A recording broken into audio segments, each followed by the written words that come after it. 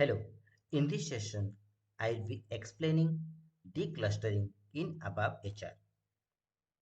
What you will learn: the concept of declustering, the process, different options available for declustering, what are the benefits out of it, how do we activate the business function for declustering. By default, it will not be activated, you need to activate. What are the decluster tables that are available? How do we load data from cluster to decluster? How to write ABAP HR program to retrieve the result from declustered tables. Let's start understand the concept of declustering. In what is clustering? In clustering, we store the data in compressed binary format in different clusters. Both time result, time evaluation, and payroll result get stored in different cluster tables in the compressed binary format. However, from the cluster tables, we cannot directly write select query to read the data, or even we cannot directly see the data stored in cluster tables. Rather, we need program function modules to retrieve it. We have macros as well. But but in declustering, what happens? We'll have transparent tables. For each internal table in the cluster, we'll have corresponding transparent table, and it's very efficient. Even it is large data set, the historical or retroactive results, it's easy to read from those tables. Direct select query we can write to retrieve the results. So if the number of employees are large and over a period of many years the data has been stored in cluster, it is very difficult or is time consuming to retrieve those results and from analytics on top of it, dashboards, other things.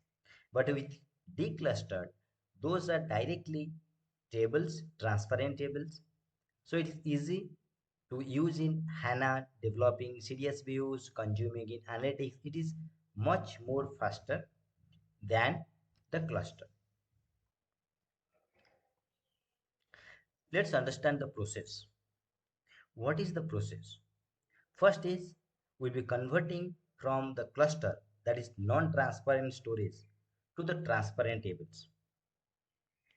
If what it will do, it will be creating different transparent table corresponding to each internal table with the cluster. Data transfer happens from the cluster to the transparent tables using this process, declustering process. Let's now understand what are different options. There are two ways we can ensure the declustering: by generic declustering and customized declustering. Generic means it gets automatically declustered. The transparent tables are generated for each internal table in the cluster. I'll be showing in next slide different internal tables in the cluster, so we'll be able to map it to the declustered each and every internal table. So in generic clustering, it's automatic, and for each table in cluster, there will be an internal table created. And the update happens real time. Once you run the payroll or time evaluation, as soon as the result is generated, it gets declustered and stored in corresponding internal tables. And automatic data archival and destruction also happens.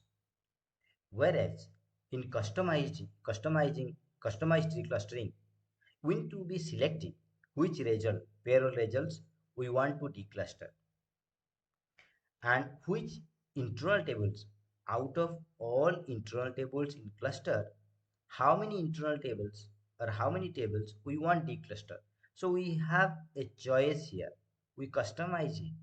We choose which results.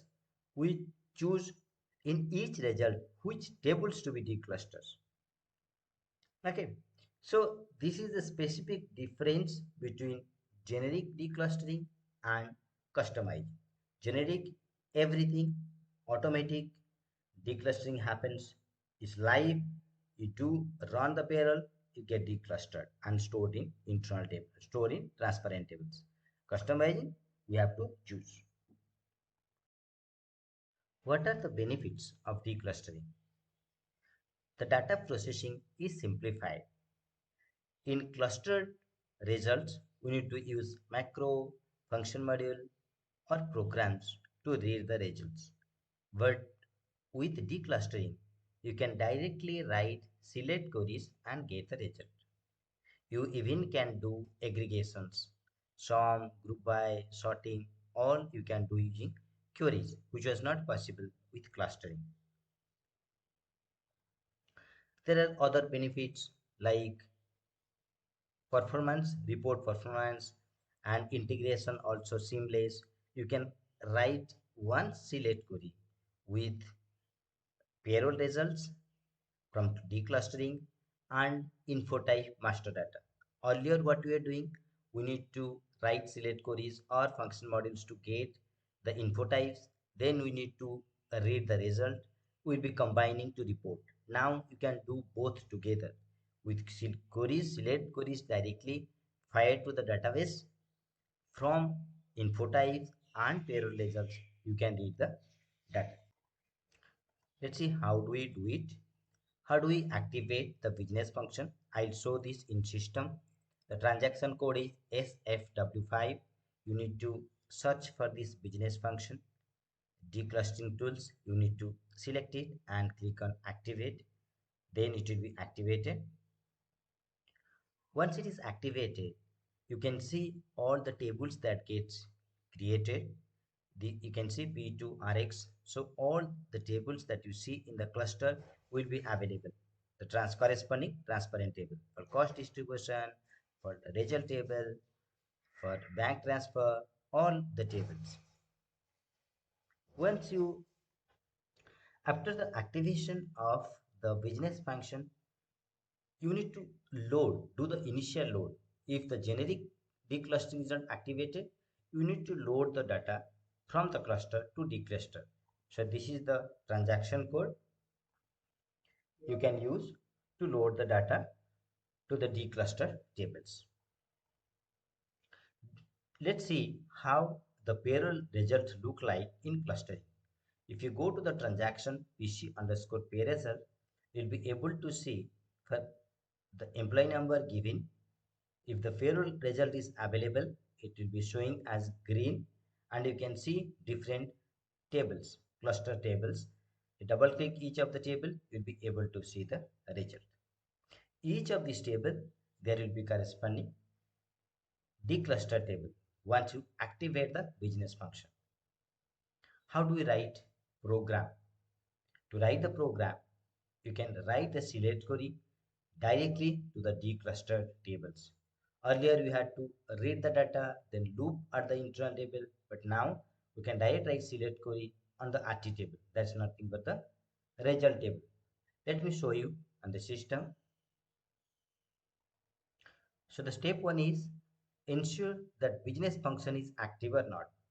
If you go to the transaction code SFW5, search for the business function. It is HCM LOC CI50. Continue. Go to enterprise business functions and search for the business function. That is HCM LOC CI50. Okay, its LO is activated. If initially it will not be LO, it will be white, and you need to select it, click on activate, so that this business function will be activated. This is the first thing. Once it's activated, now if you go to the table and start with the table name, start with P2 RX and do an F4, you'll be able to see so many tables. All these tables there will be corresponding table in the cluster. See, for example, RT and DDNTK, deduction not taken, BT, bank transfer, cost distribution. So all these tables you'll be able to see in payroll cluster. Let me show you payroll cluster. PC underscore pay result. PC underscore pay result is the transaction code to see the data in cluster table. See, the data is stored in cluster and we are taking help of a transaction code to display. Whereas in Decluster, I'll show you directly table entry can be shown. Let me take an employee number, press enter. See, the employee is green, results are available. Any of the result you double click, you'll see different tables and result table shows the result, each wage type and the amount, BT, the bank transfer, cumulative result table, tax and address, work center, basic pay. So all these tables you will be able to see all these tables in a decluster as well. You can see these are the cluster tables. Let me go to AC11. For RT table, you can find UIXPX underscore RT table. For CRT, you can find there will be table with CRT. And similarly, if it is BT, you can find out BT table. So this is the clustered tables when you see the cluster result of an employee, and these are decluster tables. How to identify each of the cluster table? There will be decluster table. The prefix will be P2RX. Any cluster table. Once the decluster function has been activated, you'll be able to see those tables and with prefixed with P2RX. Like if you see the RT table, you'll be able to see the result for the specific employee for a period. You are able to see the result. Similarly, if you go to decluster, click on display.